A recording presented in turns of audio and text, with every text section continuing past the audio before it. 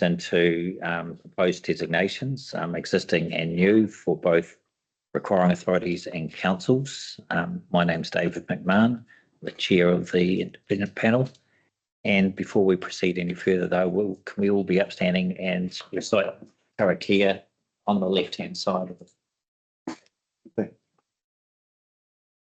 Iti pai monga, raro ki te tai, mai iti awa tonga, raro ki te awa ki, Tēnei te hapori, hapi ai e tarataki, whano, haere mai te toki, hemire, rie, tai here. Thank you. As per usual, we'll start with some introductions. As I said, I'm McMahon, an Independent Resource Management Hearings Commissioner based in Wellington. I'm known to most of you. I'll ask my panel to introduce themselves briefly. Morena tato, ko Robin Cherry Campbell, tōku ingoa, Commissioner and Carden District Council Rep.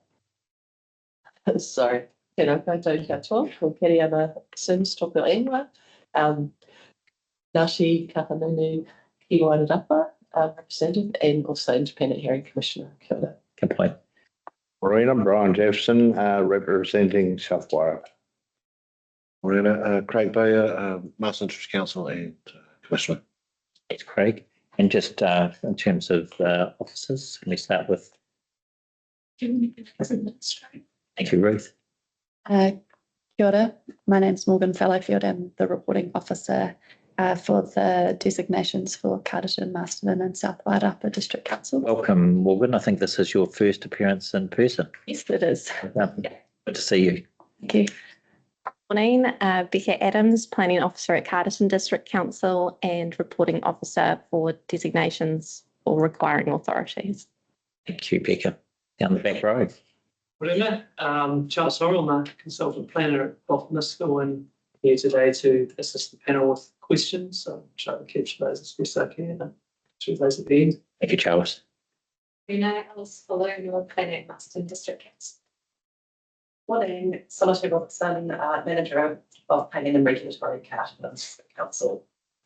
Morena, Russell Leary, Manager of Planning and Regulatory South Wairarapa. Hey, and the side row.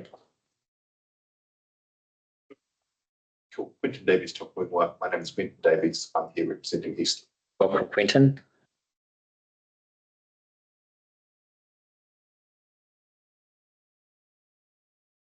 Thank you, Christine. We're going to hear from the from Becca Adams first, in terms of her report on designations for requiring authorities other than the three councils, and we'll take questions on those first. And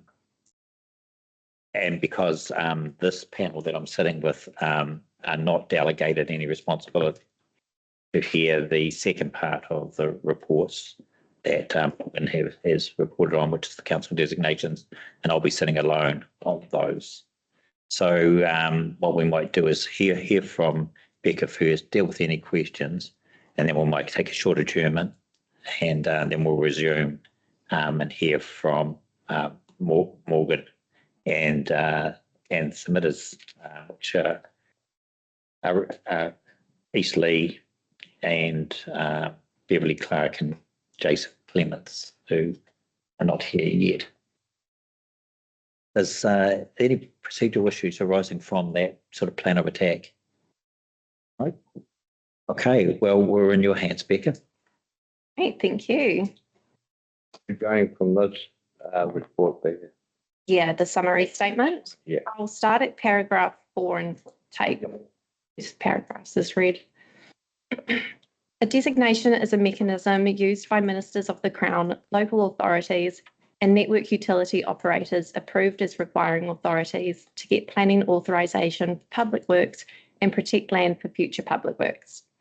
A designation is a form of spot zoning over a site, area or route in a district plan. A designation enables a requiring authority to undertake works in the designated area without the need for resource consent if the works are within the scope of the designation. There are 179 designations in the proposed plan, from 13 requiring authorities other than district councils. 79 of these are rollovers of existing designations from the operative plan into the proposed plan without modification. 100 are rollovers of existing designations with modification, and there are no requirements for new designations over existing facilities. There were 6 submissions and 1 further submission relating to requiring authority designations. 4 of the 6 submissions received were from requiring authorities submitting on their own designations. No submissions were received in opposition to any designations. Greater Wellington Regional Council and Ministry of Education were the only requiring authorities to seek amendments to their designations. I have read the respective evidence of Michelle Grinland and Hancock on behalf of Kiwi Rail and Gary Schofield, Powerco Limited. Ms. Grinland and Hancock, on behalf of Kiwi Rail, confirmed Kiwi Rail's support for the rollover of their designations over the Wairarapa railway line and will not be presenting at the hearing. On the 15th of April, Mr. Schofield for Powerco queried the omission of 1 designation, being the distribution station at Chapel Street, Masterton, from the designations list. It was confirmed that Mr. Schofield instructed that the designation be removed from the schedule and maps prior to the notification of the proposed district plan. In Mr. Schofield's evidence, he verifies that the equipment is located on a section of legal road and that the designation is not required. There are no matters outstanding and no amendments to Powerco designations are required. For completeness, I have reattached my recommended changes to requiring authority designations as per the Section 42A report in Appendix 1. The recommended amendments in response to submissions on requiring authority designations are to amend the designation purpose of Hiwanui Forest, Rough Hill Forest, Stony Creek Forest and Tawanui Forest to include recreation, and those are Greater Wellington Regional Council designations, and to also amend the legal description of Dalefield School to exclude the parcel of land I've listed there. And there are no recommended amendments in response to the pre-circulated expert evidence. And there are no matters in contention to be resolved in this hearing. Rebecca, see if there's any questions in terms of your summary statement or your original planning report. The panel. Just after a clarification. Please excuse my ignorance on this question. What with the distribution substation, what is the MOT in front of it? Is Ministry of Transport? Paragraph 10. It's right next to Waiarapa. No, I don't think it was by Waiata House. I can't remember off the top of my head. Sorry, great. I can get back to you though. Designation number was there?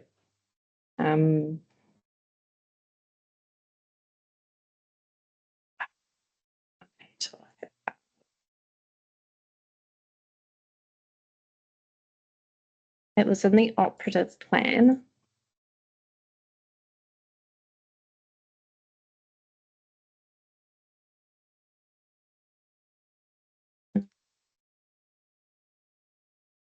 Designation number 42, Manchester Distribution Substation.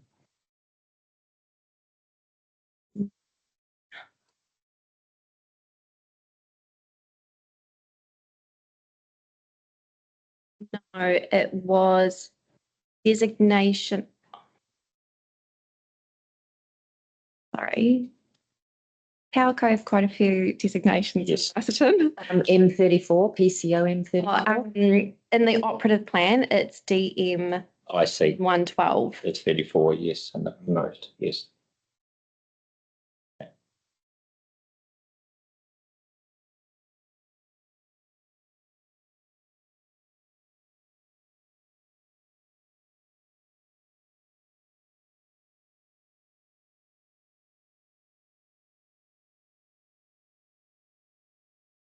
Any further questions, panel? No, I'm thinking. I've got a couple, Becca. You said that there was 179 designations, of which 79 were rollovers without modification, and 100 were rollovers with some form of modification.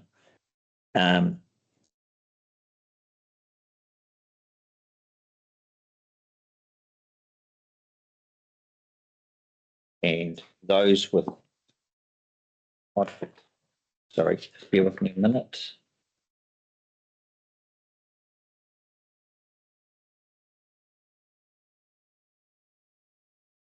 On page 7 of your 42A report, Yes. you have a table there that lists the existing designations rolled over the plan without modification on which no submissions have been received. I just did a count of those. It comes to 72. And I just wondered where the additional 7 were of the 79. And I wondered whether the difference might be that the 7 that have been rolled over without modification may have had been subject to some form of submission. Is that the possible explanation? Possibly. Yes. I will have to look at that. I mean, You count my. you're welcome to check my arithmetic, but I've double checked it myself. Okay. I got 72 on both occasions. All right. Yeah. So I can have a look and see if my numbers are wrong in my report. yes. And if they've vanished, I'll. Yeah. I mean, I guess what it goes to is you've quite rightly pointed out that for those designations that are rolled over without modification and for which there are no submission, the council does not have to make a recommendation. In fact, I think they're precluded under the Act from making a recommendation to the requiring authority. And that might be the explanation, that there are 72 that fit into that category because 7 of the 79 might have had some sort of generic submission from either, I think they were from Greater Wellington or MOE, weren't they? Yeah, that's what I'm wondering. But yeah, I can. You could just check your arithmetic and come back to the panel via Ruth on that end. Yeah, I'd say you're right. Yes, I can do that. Sorry, Mr. Chair, if I may, I've got an answer to Commissioner Bowier's question about what an MOT is.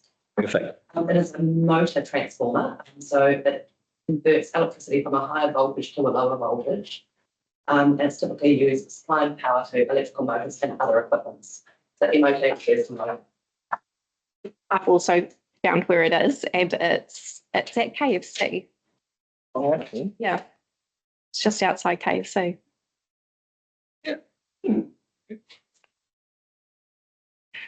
More generic question from me